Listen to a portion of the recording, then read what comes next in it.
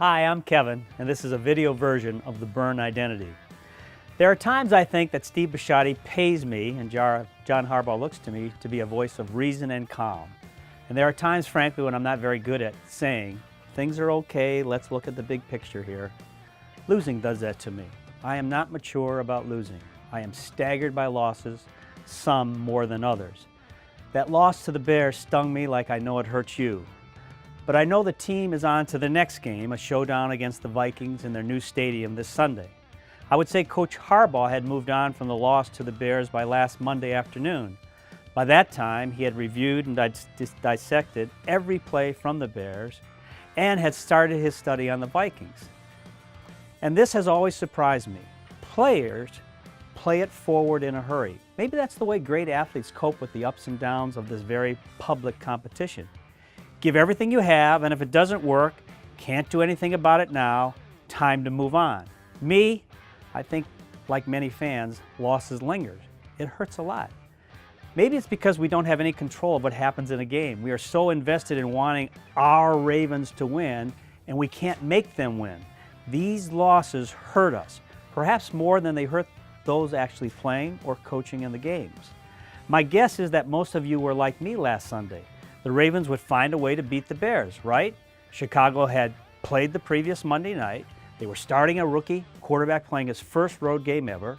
They had one victory, but that was over the Steelers, by the way. I know we had a chance to lose to the Bears because we, the NFL teams, can beat each other.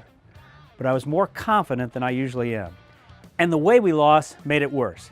Have this great late fourth quarter comeback to tie the game. Got the ball near midfield on our first and only possession of overtime. Pinned the Bears deep in their territory with a great Sam Cook punt. And then the long run by the Bears' beast of a running back. And then a clutch 3rd and 11 completion from that rookie quarterback that set up the 40-yard winning field goal. I was near numb. Was I dreaming? I was hoping. Wish I was. The drained look on Coach Harbaugh's face as he left the field last Sunday told me otherwise.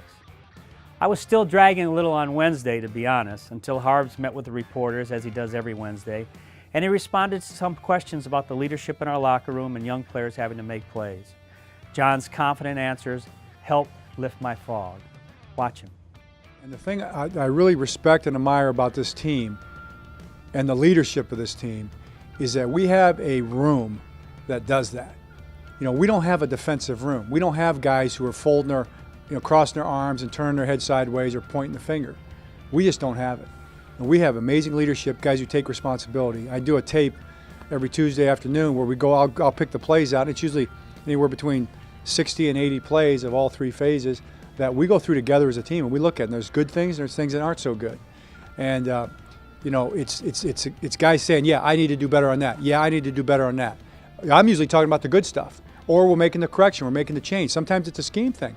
We've had issues where we said, okay, guys, this scheme, the way we're lined up here is a problem. Here's how we're going to fix it.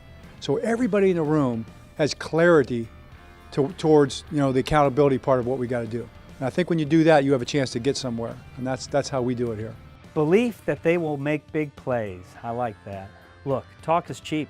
Saying there is leadership does not mean there is leadership, and saying young players will step up doesn't mean they will step up. But from what I've seen around the building and at practice this week, it tells me we will respond in Minnesota, just like we responded in Oakland 2 weeks ago after the home loss to the Steelers. It's not going to be easy. The Vikings are 4-2 and their defense is good, really good. Currently 5th best in the NFL in yards allowed. And how about this? Can we not play a top 10 defense? We all know we have some issues on offense right now.